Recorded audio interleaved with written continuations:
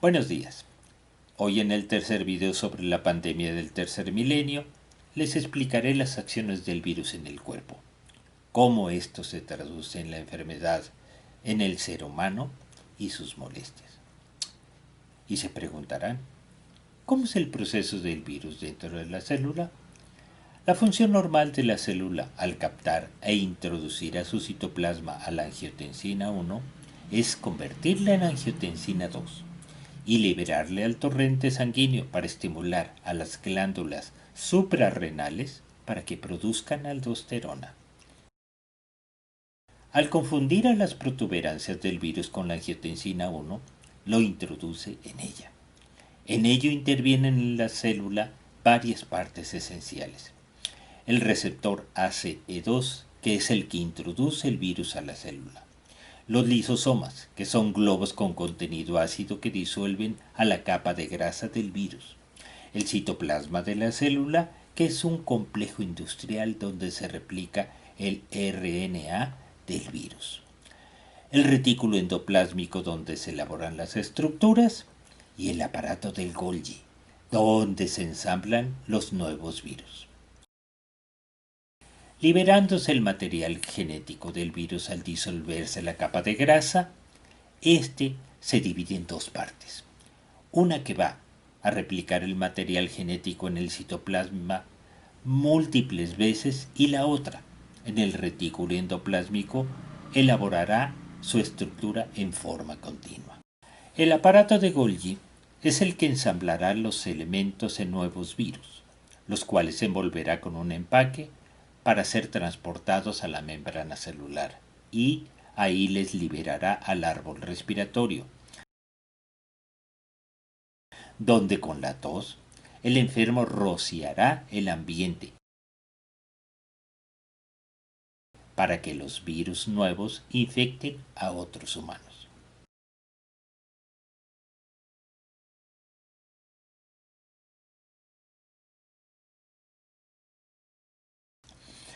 El virus tiene otras estructuras de las cuales no encontré descripción. Es posible que su función sea para mantener firme el complejo en su estado inanimado, pero también que sean quienes dentro de la célula dirijan los procesos. Normalmente la célula vacía el producto de sus procesos al torrente sanguíneo. Ahora vacía a los nuevos virus obligada hacia el árbol respiratorio, pero también lo hace hacia el torrente sanguíneo. ¿Y qué pasa con los virus que se liberan a la sangre? Estos serán captados por los riñones como si fueran angiotensina 2. Ahí también esclavizarán células con el daño respectivo que será progresivo. Ahora hablemos de la enfermedad en el humano, el cuadro clínico. La enfermedad se manifestará conforme el o los órganos que estén afectados. Aunque el lugar de entrada principal son los ojos, es en la nasofaringe donde invaden los virus a las células y por lo mismo las molestias serán aquí. El periodo de incubación de la enfermedad será de 4 a 7 días, a veces tan corto como 24 horas. Las molestias principales de esta enfermedad son fiebre, debilidad, ardor importante de garganta, especialmente atrás de la nariz, congestión nasal y faringia, con flujo espeso que al tragar le produce un dolor agudo que obliga al enfermo a no tomar líquidos y más aún, rechaza alimentos duros y secos. Hay pérdida del olfato y el gusto y una tos seca.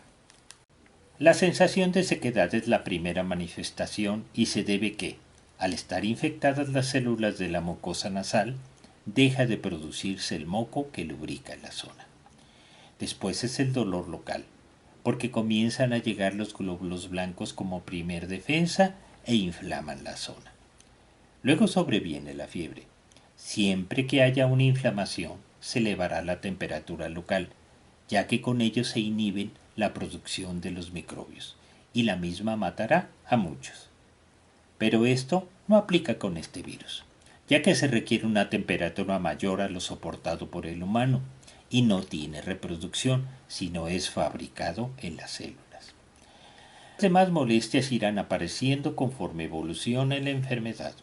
La severidad y el tiempo de duración de los síntomas dependerá de la cantidad de células infectadas y la capacidad de defensas del paciente. Normalmente, de que aparecen los síntomas, van disminuyendo en el transcurso de una semana. Ahora hablemos de los mecanismos de defensa. ¿Cómo se defiende el organismo? Esto es muy interesante y lo van a ver. La defensa humana contra la infección.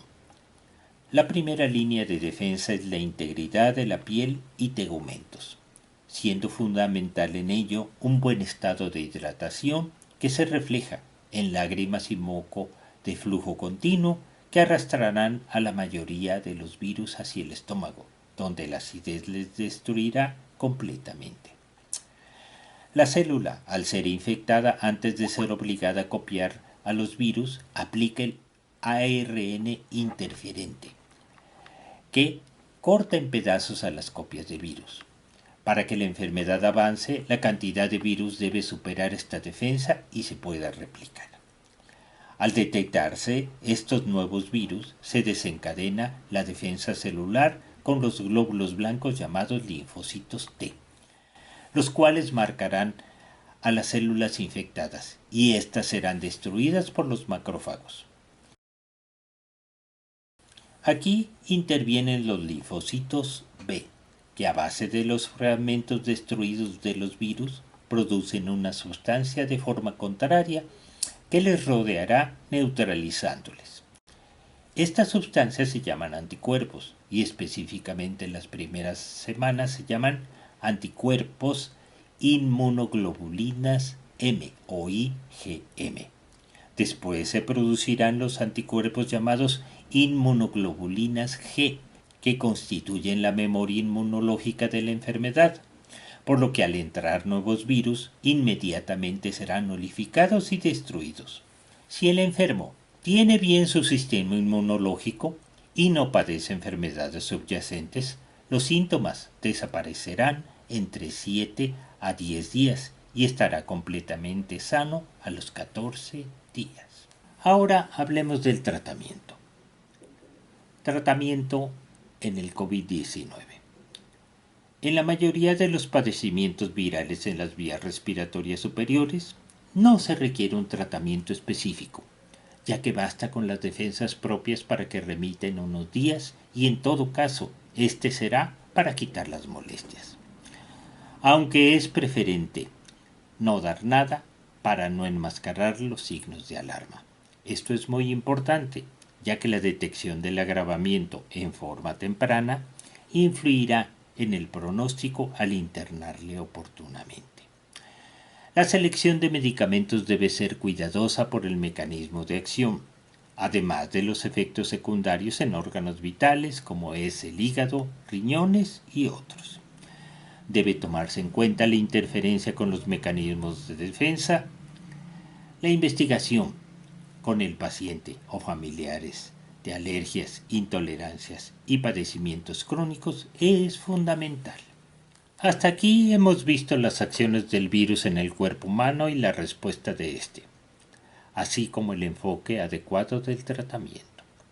En el siguiente video veremos las complicaciones y el porqué de las mismas. Ya saben, espero su comunicación para aclararles dudas y recibir sus críticas que son fundamentales para mejorar el trabajo.